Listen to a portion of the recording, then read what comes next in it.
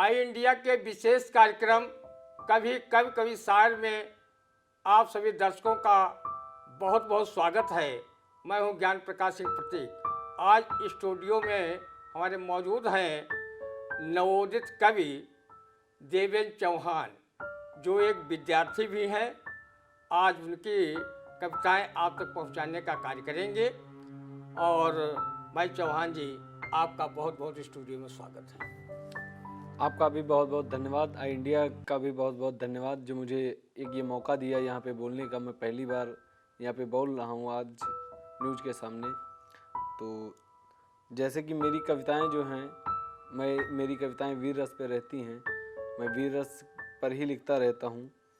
तो और अगर आप सुनना चाहें तो मैं सुनाने के प्रयास करता हूँ। हाँ, हम बता दें कि देवेंद्र सिंह चौहान मोहसुनियागंज महोली के निवासी हैं और ये कृषक इंटर कॉलेज से बीएससी एजी कर रहे हैं। और इनके पिताजी का नाम दीप सिंह चौहान है और ये वीर रस में कविताएं अपनी लिखते हैं। मैं चाहूँगा कि कोई वीर रस की कविता हमारे दर्शकों तक पहुँचाने का कष्ट करें। भाई देवेंद्र चौहान जी। अभी कुछ दिन पहले ही हमारे देश के जवान कुछ शहीद हुए हैं। मैंने उन पर कुछ लिखा था कि कब तक चुप रहोगे साहब बढ़ते हुए आतंकों पर, कब तक चुप रहोगे साहब बढ़ते हुए आतंकों पर। पत्नी बहन बच्चे सब रोते हैं क्या बीती बूढ़ी माँओं पर। धरती का सीना फटता है आसमान भी रोने लगता है। धरती का सीना फटता है और आसमान भी रोने लगता है, जब जवान बेटे की अर्थी उठती है बूढ़े बाप के कंधों पर। जब जवान बेटे की अर्थी उठती है बूढ़े बाप के कंधों पर। ये जब जवान बेटों की अर्थी उठती है बूढ़े बाप के कंधों पर, ये बहुत ही दुखद पहलू है कि किसी बाप को अर्थी अपने लड़के की उठाना पड़े। इससे बड़ा कोई दुख का कारण नहीं हो सकता। और बहुत जो है देशभक्तिपूर्ण ये रचनाएं वीर रस में लिखते हैं। ये भले ही देखने में छोटे लगे, जैसे बिहारी जी ने कहा है कि सतसैया के दोहरे जो नाभिक के तीर, देखन माँ छोटे लगें घाव करें गंभीर। हो सकता है कि भाषा व्याकरण में कहीं कुछ कमी रह गई हो, लेकिन कविता के इनके भाव में मुझे कोई कमी दिखती नहीं है।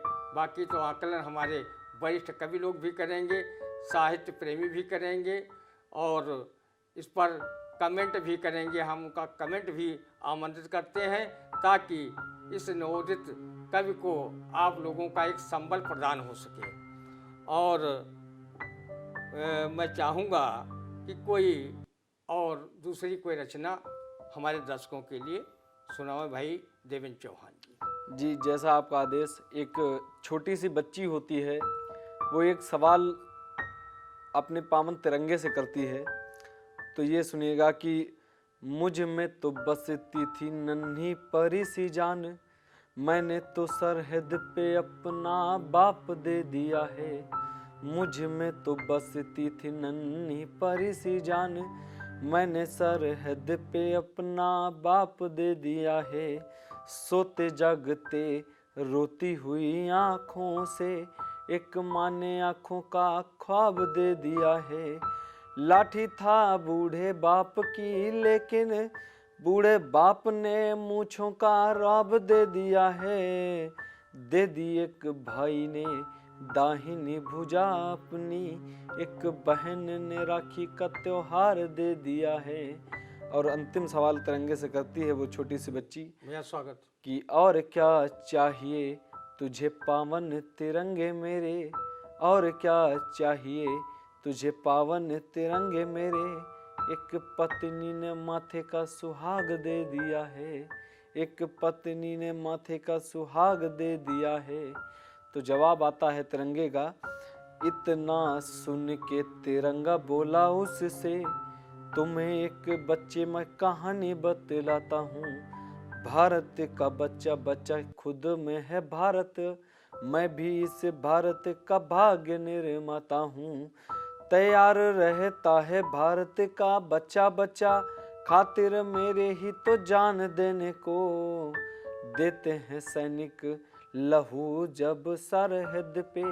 मैं भी उसी शान में हवा में लहराता हूँ, मैं भी उसी शान में हवा में लहराता हूँ। मैं भी उसे शान में हवा में लहराता हूँ। क्या इन्होंने तिरंगा जो हमारा राष्ट्रीय ध्वज है, जो हमारे आन बान शान का प्रतीक है और जो शहीदों पर उड़ाया जाता है, तो तिरंगा भी अपने आप में गर्व महसूस करता है। और हम बता दें कि भले ही भाव भाषा शैली उच्च कोटि की आपको अभी न मिल रही हो, क्योंकि अभी ये विद्यार्थी जीवन से गुजर रहे हैं।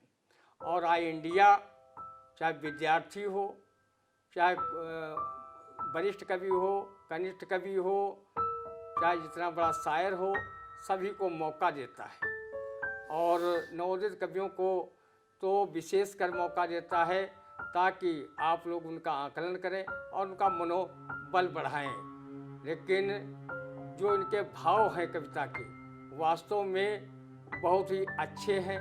देश की संस्कृति से घुले मिले इनके विचार हैं और भारत की एकता और अखंडता को लेकर के इनके विचार हैं।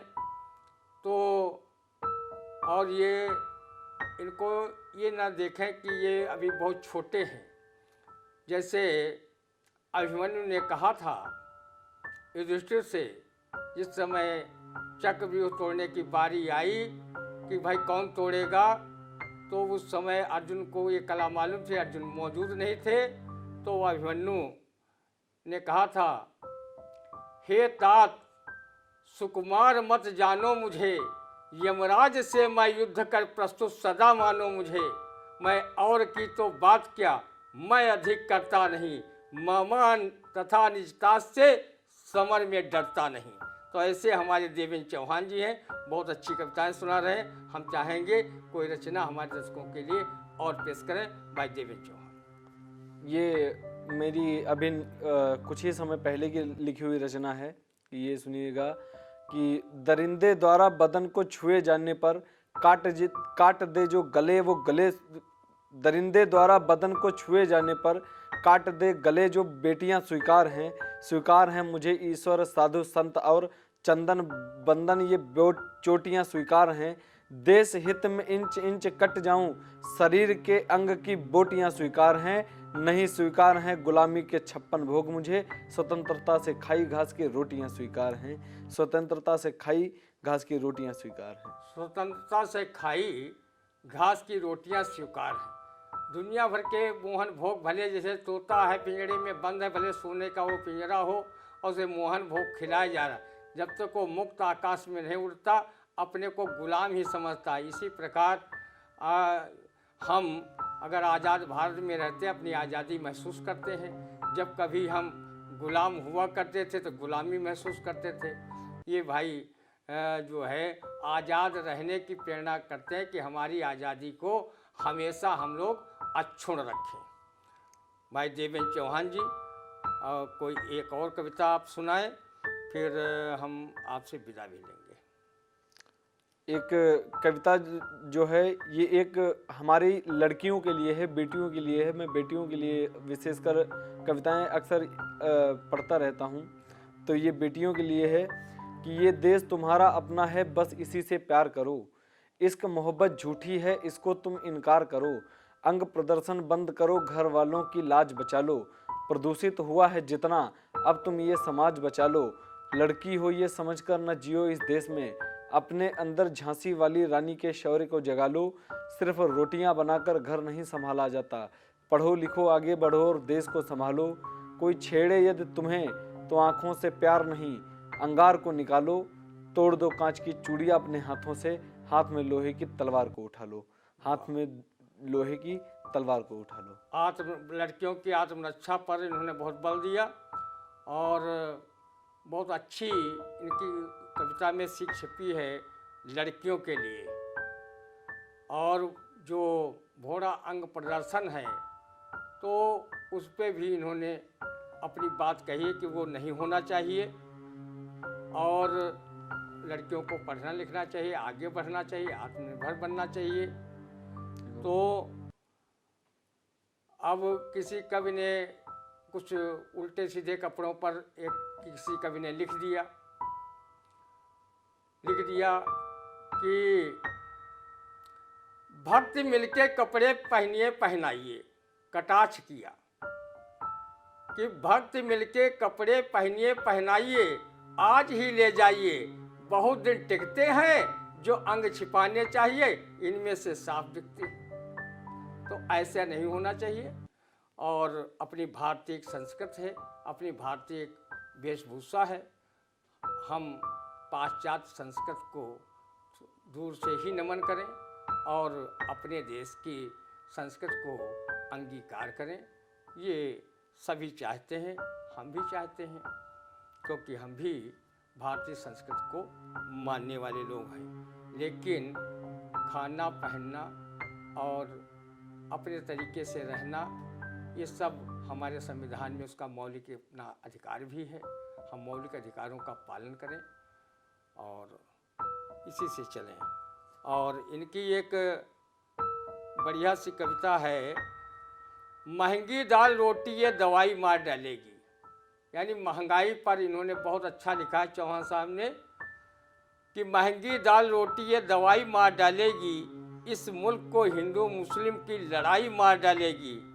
हाल बना न देना श्रीलंका के जैसे साहब, बच्चे भूखे मर जाएंगे, परिवार को महंगाई मार डालेगी। समझे? तो उन्होंने महंगाई पर बहुत अच्छा इस कविता के माध्यम से कटाक्ष किया है। अगर कोई ये कविता और पेश करना चाहें तो आप पेश कर सकते हैं। वैसे तो हम विदा लेने ही वाले थे, लेकिन आप। मैं अंतिम 4 लाइनें सुनाकर मैं विदा लूँगा। ये था कि ये लड़कों के लिए है विशेष। अगर मैंने लड़कियों की बात की है तो लड़कों के लिए भी मैं एक कविता पढ़ देता हूँ कि दुश्मन के रक्त से प्यास बुझाए, दुश्मन के रक्त से प्यास बुझाए, चमचमाती तलवार बनो, न तुमको कोई आंख दिखाए, मजबूत लाहो हथियार बनो, लैलाओं के चक्कर में मजनू बनने से अच्छा है करो जवानी देश समर्पित भगत सिंह सरदार बनो। करो जवानी देश समर्पित भगत सिंह सरदार बनो। करो जवानी देश समर्पित भगत सिंह सरदार बनो। इन्होंने बहुत अच्छी देशभक्तिपूर्ण ये मुक्तक कहा। बहुत बहुत हमारे स्टूडियो में आए, बहुत बहुत भाई देवेंद्र चौहान जी का स्वागत है। और इन्होंने जो समय दिया इसके लिए हम चैनल की तरफ से उनके शुक्रगुजार हैं।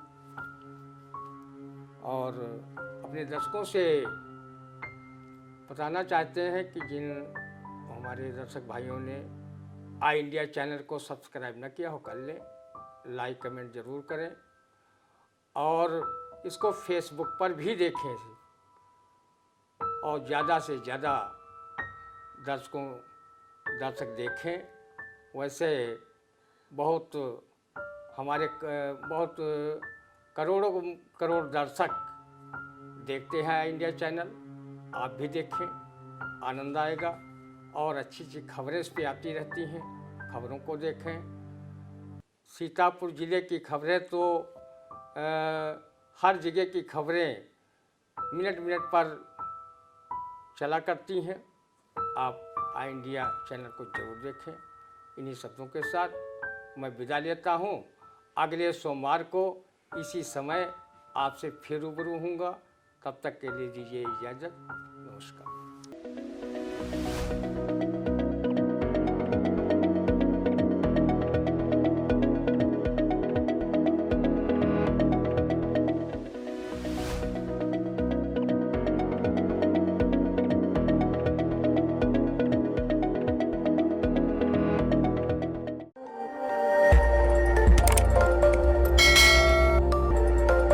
खबर आपकी, नजर हमारी।